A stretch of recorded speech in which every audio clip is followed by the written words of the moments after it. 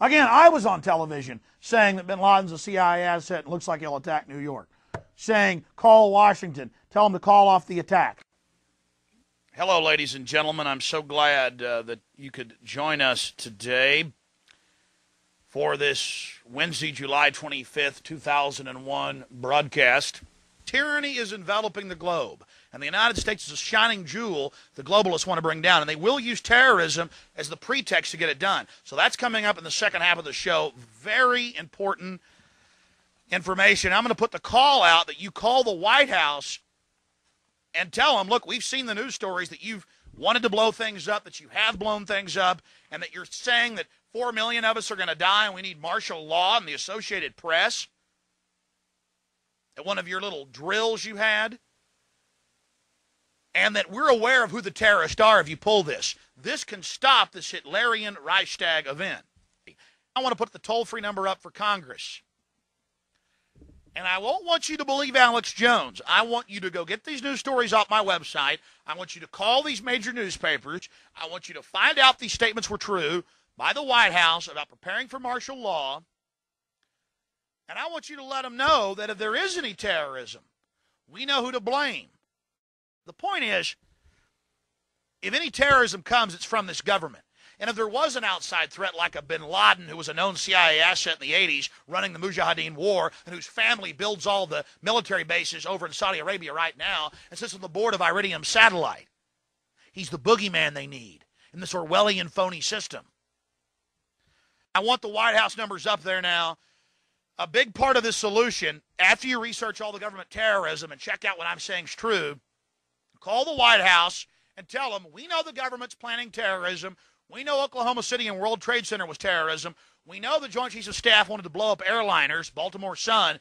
If you do it, we're going to blame you because we know who's up to it. Or if you let some terrorist group do it, like the World Trade Center, we know who to blame. And you could save But for Evan planet. Fairbanks, this is the image that will haunt him and us for the rest of our lives. The image of that plane just coming out of nowhere, coming into the frame, and disappearing into the side, into the south side of the tower, as if a floor had been hollowed out and it was a hangar that it was just landing in. We've seen these images in movies and we know that it's all artificial, and Hollywood makes it. And it's hard to put together that it's real this time.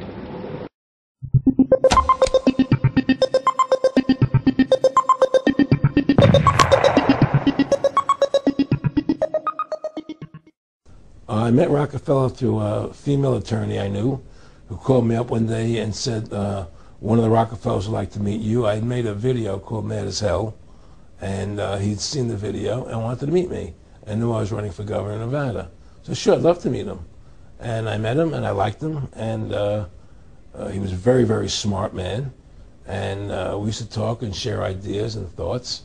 And he's the one who told me 11 months before 9/11 ever happened that there was going to be an event. Never told me what the event was going to be, but there was going to be an event, and out of that event, we were going to invade Afghanistan to run pipelines from the Caspian Sea. We were going to invade Iraq, you know, to take over the oil fields, establish a base in the Middle East, and make it all part of the New World Order. And we'd go after Chavez in Venezuela. And sure enough, later 9/11 happened, and I remember he was telling me how how you're gonna see soldiers looking in caves for people in Afghanistan and Pakistan and all these places, and there's gonna be this war on terror, of which there's no real enemy, and the whole thing is a giant hoax, you know. But it's a way for the government to take over the American people. He told you it was going to be a hoax. Oh yeah, oh yeah. There's no question. He says there's going to be war on terror, and he's laughing. There's no who are we fighting? I mean, why do you think 9/11 happened, and then nothing's happened since then? Do you think that our security is so great here that these people who pulled off 9/11, who were able to can't knock down another plane? Come on, it's ridiculous. 9/11 was done by people in our own government and our own banking system to perpetuate the fear of the American people into subordinating themselves to anything the government wants them to do. That's what it's about, and to create this endless war on terror. And that's why and that was the first lie. And the next lie was going into Iraq, you know, to get Saddam Hussein out with his weapons of mass destruction. That was the next lie. Now, specifically, this was a little over 6 years ago. This was 11 months before 9/11. Yeah. And Nick Rockefeller, who's a lawyer, he's become your friend over the previous years, and he's saying to you that there's going to be this big event, and then out of that we're going to have a war on terror, and it's just going to go on and on. Right, an endless war on terror without any real enemy. That you can never, so you can never define a winner. And did he say that it's going to be perfect because you can't define an enemy? It just goes on and on? Yeah, because you can't define a winner. There's no one to beat, so it goes on and on forever. And they can do whatever they want. They scare the hell out of the American public. Look, this whole war on terror is a fraud. It's a farce. It's very difficult to say it out loud because people are intimidated against saying it. Because if you say it, they want to make you into a nutcase. But the truth has to come out. That's why I'm doing this interview. The fact of the matter happens to be that the whole war on terror is a fraud. It's a farce.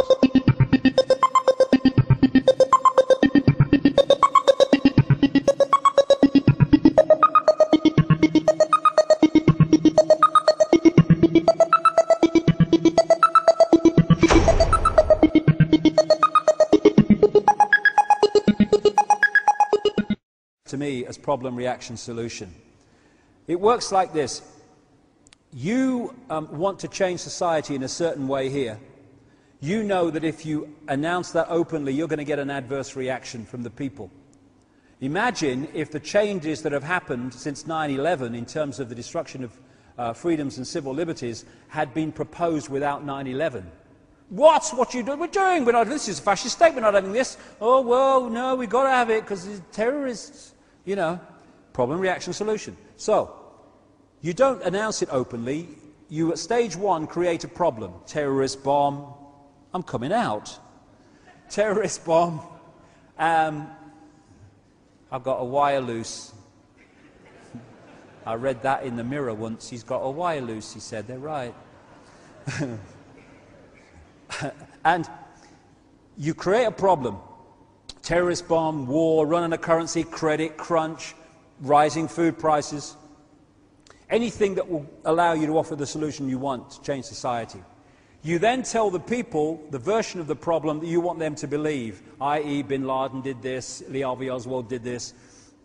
And the pathetic mainstream media, instead of investigating the official version, just repeat it to the people, and the people at stage two are supposed to react, and most of the time they do. React with outrage, with fear, and they say, something must be done, this can't go on, what are they going to do about it? At which point, those who covertly created the problem got that reaction, offer the solutions to the problems they have themselves covertly created, and those solutions are changes in society which advance the Orwellian state and the centralization of power, so the few can have more and more power over the many by this centralization of power. So, if you look at the Second World War, these bloodlines were behind Soviet communism, they were behind the capitalist countries, or cartelist countries in truth, of the West, and they were behind, including America, and they were behind Nazi fascism, bringing Hitler to power. They then bring them in conflict, called a Second World War. Massive problem, the Second World War in just a few years, and people were saying, in their desperate state, something must be done, this can't go on. They were open to stop this, no more war. And so we got the solution, we'll centralize global power. So out of this came the European Union, that was justified too, let's trade instead of fight, which sounded good at the time, but actually that wasn't the agenda. The United Nations, and an explosion of centralization of power in banking and business and politics on a global level, justified by the problem. None of which would have happened had it not been for the Second World War, which these bloodlines funded, including the Bush family. The George Bush's grandfather, Prescott Bush, was one of the major conduits for funding Hitler through a company called the Union Banking Corporation that interfaced with the banking and steel empire of a guy called Fritz Thyssen in Germany, who was an acknowledged funder of Hitler, and through that How does anyone think that Germany went from thousands of % inflation to a war machine that can take on the world in a few years because of outside influence and support, because they wanted that war? There's even another version of this now called no problem reaction solution, i.e. weapons of mass destruction in Iraq. You don't even need a real problem, you just need the perception of it.